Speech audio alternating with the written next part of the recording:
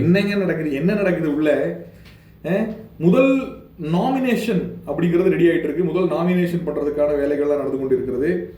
Big pass normal வீடு, big pass super deluxe வீடு, இந்த ரெண்டு வீட்டுக்குள்ளேயும் நாமினேஷன்லேயே ஒரு ட்விஸ்ட் வச்சிருக்காரு பிக் பாஸ். இதை கூட நீங்களா சரியான யூஸ் பண்ண தெரியலன்னா அவங்க சரி விடுங்க விடுங்க, இன்னைக்கு அதை பற்றிலாம் பேச வேண்டாம், ஒரு நாள் கழிச்சு நம்ம அதை பேசிக்குவோம், இல்லாட்டி அடுத்த வாரம் பேசிக்குவோம். சரி முதல் ஸ்டார்டிங் தானே, சும்மா விடுவோம். என்ன நடந்திருக்கு? சூப்பர் டீலக்ஸ் வீட்டுக்குள்ள இருந்து 50% ஆட்களை மட்டுமே நாமினேஷன் பட்டியலில் கொண்டு வர முடியும். சூப்பர் டீலக்ஸ் வீட்டில் இருக்கவங்க யார் யார் நாமினேஷன் இதில் வரணும், லிஸ்ட்டில் வரணும், யார் யாரை வந்து நாமினேஷன் லிஸ்ட்டில் வச்சு அவங்க நாமினேட் பண்ணுறதுக்கு வாய்ப்பு கொடுக்கணும், ஆப்போசிட்டில் இருக்க வீட்டுக்கு இல்லை அவங்க வீட்டில் இருக்கவங்களுக்கு அப்படின்றத முடிவு பண்ணலாம். சிம்பிளாக சொல்லணும்னா அதில் 7 பேர் இருக்காங்கன்னா 3 பேரை நாமினேட் பண்ண முடியாது. அந்த 3 பேர் யாருன்றது இவங்களே பேசி முடிவு பண்ணணும் அப்படின்னு ரொம்ப சூப்பரான ஒரு ட்விஸ்ட் ஒன்று வைக்கிறாரு பிக் பாஸ்.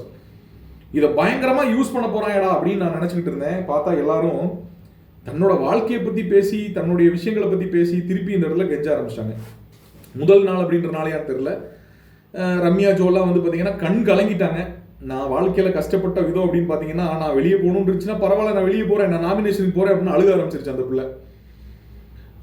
அரோரா வந்து ரொம்ப தெளிவாக கேம் ஆடுறாங்க. இதில் வந்து அதான் சொல்கிறேன், நாமினேஷனில் வர்றது முக்கியம் கிடையாது, மக்களோட ஓட்டை சம்பாதிக்கிறதா முக்கியன்றது தெளிஞ்சவங்க, அதை பற்றி நல்லா தெரிஞ்சவங்க நாமினேஷனில் வர்றதுக்கு பயப்பட மாட்டாங்க. இவங்களுக்கு எவனுக்கும் கேம் ஆட தெரியல. அரோரா செமையா ஆடுறாங்க. காந்தி அவர் வந்து ஒரு விஷயம் பண்ணாரு, இங்க இருக்க ஆட்களுக்காக நான் விட்டு கொடுக்குறேன், ஒரு மெல்லிசான கோடுங்க, இங்க இருக்க ஆட்களுக்காக நான் எல்லாத்தையும் விட்டு கொடுக்குறேன்னு சொன்னா மக்கள் மயிரை கூட சப்போர்ட் பண்ண மாட்டாங்க, 100% சப்போர்ட் பண்ண மாட்டாங்க. சரி நீ வெளியே போங்க அப்படின்ட்டுருவாங்க. அதை வந்து காந்தி வந்து அப்படி சொல்றாரு. அதே மாதிரி நம்மளுடைய இவர் யாரு, நம்மளுடைய கானா வினோத், அவரும் என்ன சொல்றாருன்னு பார்த்தீங்கன்னா, எனக்கு கடவுள் தந்த ஒரு விஷயத்தில் வந்து பார்த்தீங்கன்னா, நான் இப்போ வீட்டுக்குள்ளேயும் சரி விஜய் டிவிக்குள்ளேயும் சரி வெளியும் சரி நிறைய படங்கள் நிறைய இதெல்லாம் பண்ணியிருக்கேன், இங்கே இருக்க ஆட்களுக்கு அது வந்து யூஸ்ஃபுல்லாக இருக்கும்னு நினைக்கிறேன், அதனால் நானும் நாமினேஷனில் போகிறேன்றாங்க. ரொம்ப தவறு. ஆனால் கமுருதின்னு சொன்னதை ஏற்றுக்கலாம், அது ஒரு மெலிசான கோடு.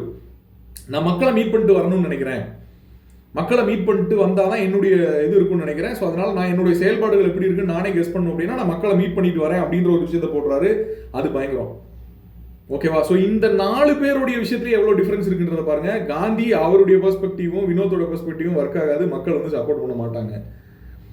ஏன்னா ஆடியன்ஸை பொறுத்தளவுக்கு சொல்கிறேன், அரோரா ரொம்ப தெளிவாக கேம் ஆடுறாங்க. வந்து நின்று கம்பேரிட்டிவ்லி அவங்கள கம்பேர் பண்ணி பார்க்கும்போது நான் எனக்கு சில விஷயங்கள் இருக்குது, நான் மக்களை சந்திச்சுட்டு வரலாம்னு நினைக்கிறேன், ஒன்றும் பிரச்சனை இல்லை, நான் மக்களை சந்திக்கிறேன்னு நினைக்கிறாங்க. இது வந்து இவங்க கேம் ஆட தெரிஞ்சவங்க அப்படி தான் விளையாடுறாங்க. மற்ற 3 பேரும் கண்ணீர் விட்டு கதறிய ஜோவும் நம்மளுடைய துஷாரும் அதே போல மீனவ பெண்மணியான சுபிக்ஷா, ஓகே, அவங்கெல்லாம் ரொம்ப இன்ஸ்பிரேஷனலாக இருக்காங்க, ரொம்ப மோட்டிவேஷனான விஷயங்கள் பேசுகிறாங்க.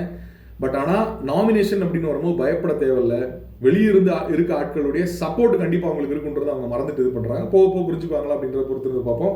உங்கள் கருத்துக்கள் என்ன அப்படின்றத கமெண்ட் செக்ஷனில் மென்ஷன் பண்ணுங்கள். நாமினேஷன் போயிட்டு இருக்கு, எனக்கு தெரிஞ்சு திவாகர் கண்டிப்பாக வருவார்னு நினைக்கிறேன். ஸோ இந்த ஒரு விஷயம், ஓகே, இந்த சூப்பர் டீலக்ஸ் வீட்டில் இருக்கக்கூடிய ஆட்களுக்கு கிடைச்சிருக்கக்கூடிய இந்த ஒரு எக்ஸ்ட்ராவான இந்த பெனிஃபிட் பற்றி உங்களோட கருத்துக்கள் என்னன்றதை கமெண்ட் செக்ஷனில் போட்டுவிடுங்க. ஓகே, அண்ட் அகெயின் இந்த வாரம் நாமினேஷனில் வரக்கூடிய ஆட்களில், ஏன்னா முதல் வாரம் அப்படிங்கிறதுனால மக்களுடைய செல்வாக்கை பெறாத ஓட்டை பெறாத யாரு வேணாலும் எவிக்ட் ஆகிறதுக்கு வாய்ப்புகள் இருக்கு. ஆனால் திவாகருக்கு ஓட்டு இருக்குன்னு நினைக்கிறேன். ஏன் தெரியுமா? கண்டென்ட்டே கொடுக்காதவங்க உள்ள பல பேர் இருக்கும்போது முதல் வாரத்தில் அப்படி பல பேர் வெளியே போவாங்கல்ல.